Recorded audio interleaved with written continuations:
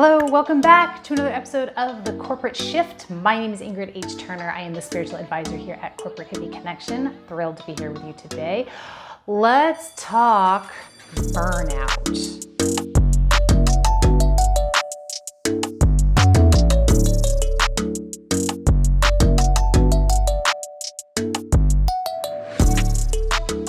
Oh my Lord. I think we've all experienced that. We've been working away, energy levels are good, and then maybe it's a gradual thing. Sometimes it can feel like a really sudden thing that comes on. You are just done. Suddenly you dread Monday mornings, you can't get yourself out of bed, you drag yourself into work, coffee in hand, and the day inches by and you feel like it's never gonna end, and you are just counting down the minutes until the weekend or the end of the day when you can escape what you're doing and get the heck out of there. Guess what happens to business owners too? It happens to all of us. Burnout is something that we all have to be wary of. And I want to talk to you about some of the reasons that burnout happens and what you can do about it, what you can do to reinvigorate your energy, or when you need to identify when this is not a time to reinvigorate your energy and maybe you need to make the hard choice to let some things go. Okay, let's talk about burnout because we have just overextended ourselves. When you're in your passion, you're working at a rate that you never worked before as an employee. When you're running the show, when you're running your business, when you're putting out your creative work, when you're offering your services and you are on fire for what you love, your body is burning more energy, your mind is burning more energy than when you were working for somebody else. It's just a fact. This is why we cannot expect our employees to work at the speed that we do, to have the kind of creative energy that we do, because this is our soul, this is our passion, this is what we're on fire for.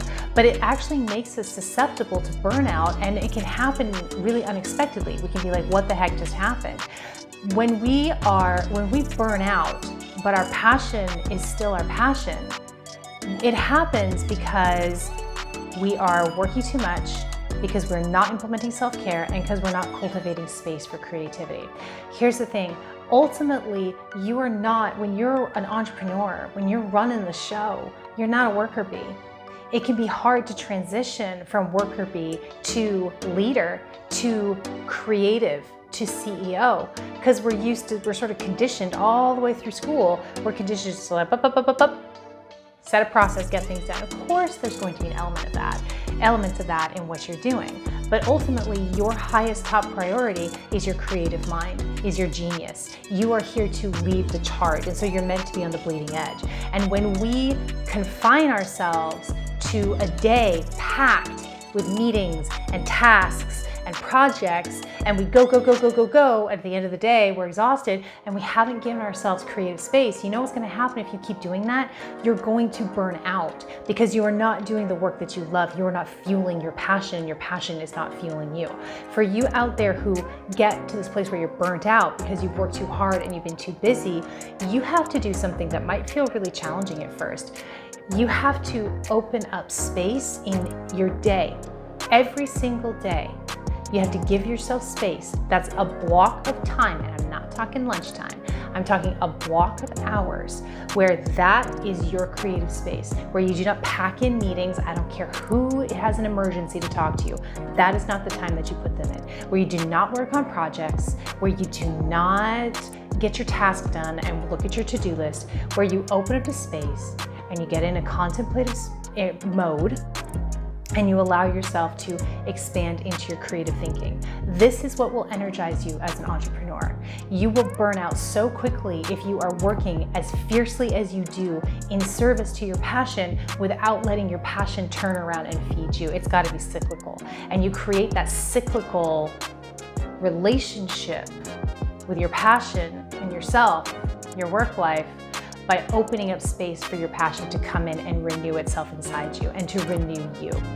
So if you are feeling burnt out and exhausted, but you know this is what you want to be doing, you need to look at your schedule. You need to look at where you are putting your attention. How are you distracting yourself from that creative space that can feel really scary? Especially when, you're trying to create a livelihood and you got employees to take care of and you got people that you're working with and people depending on you and clients to serve. How do you screw up the courage to open up that space for you. Maybe it's a few hours in the morning before you start your day. Maybe you break it up in the afternoon. You break up your day and spend a few hours in the afternoon. Play with it. But if you're feeling burnt out and you know your passion is still your passion, what lights you up, it's because you're actually avoiding your passion. You're avoiding it by getting into the nitty-gritty, into the minutia. And this, my darling, is a distraction. This is just an ego story. And your burnout is your gift. Your exhaustion is the gift telling you, oh, I need to make some changes. So get brave, honey. Do this for yourself and do this for what you're birthing out into the world. You matter. What you're bringing into the world matters, okay? But I do want to talk about when burnout is a signal that you're done.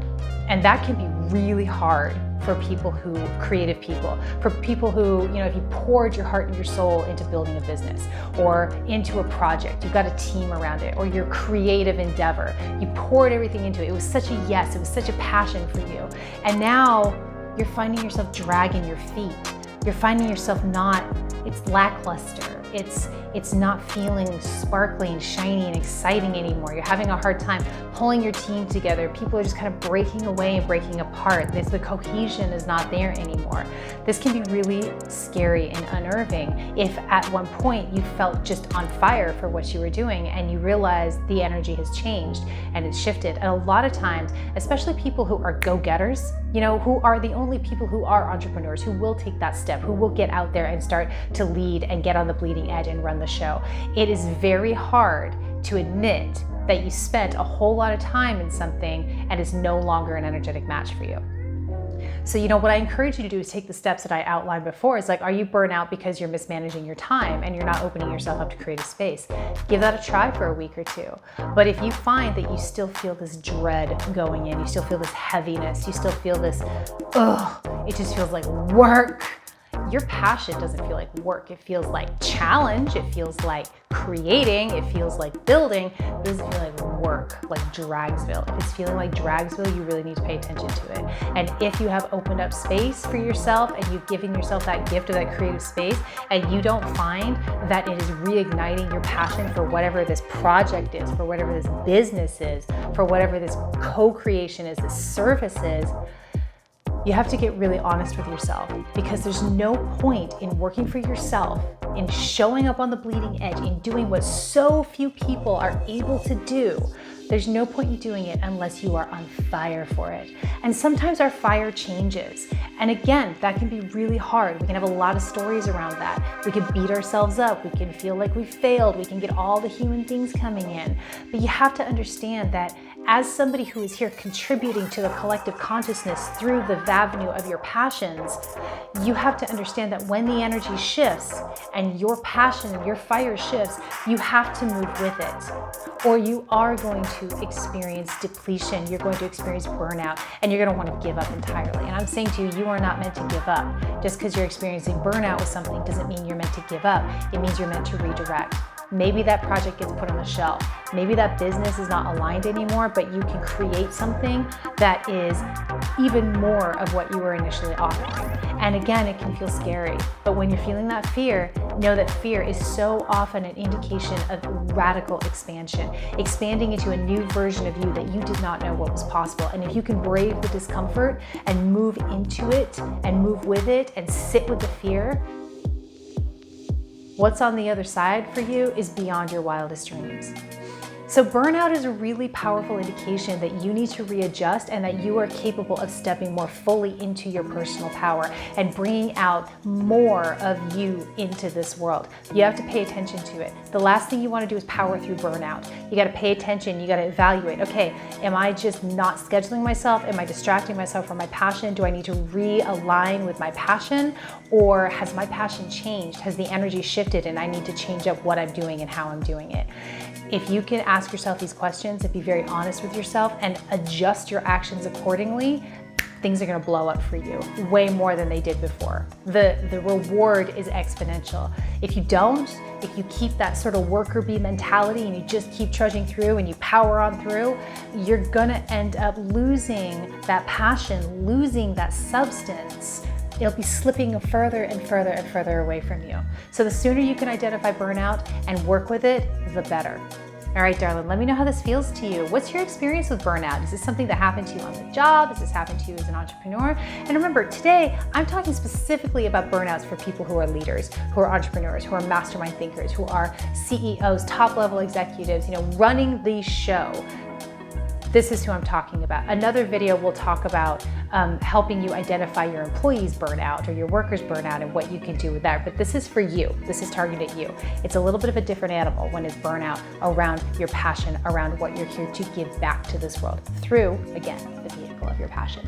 So, once again, let us know in the comments, how does this feel to you? How does this show up for you? Does this message resonate with you? What is your experience with your own burnout and how have you handled that in the past and where did it lead you? Can you give examples of how honoring that burnout gave you birth to a whole new avenue that you couldn't possibly have come up with all by yourself? It's amazing what happens when we follow the natural flow of our energy and we trust it, trust it, trust it. So once again, we want to know, we're learning from you, you're learning from us. Love you madly. See you next week.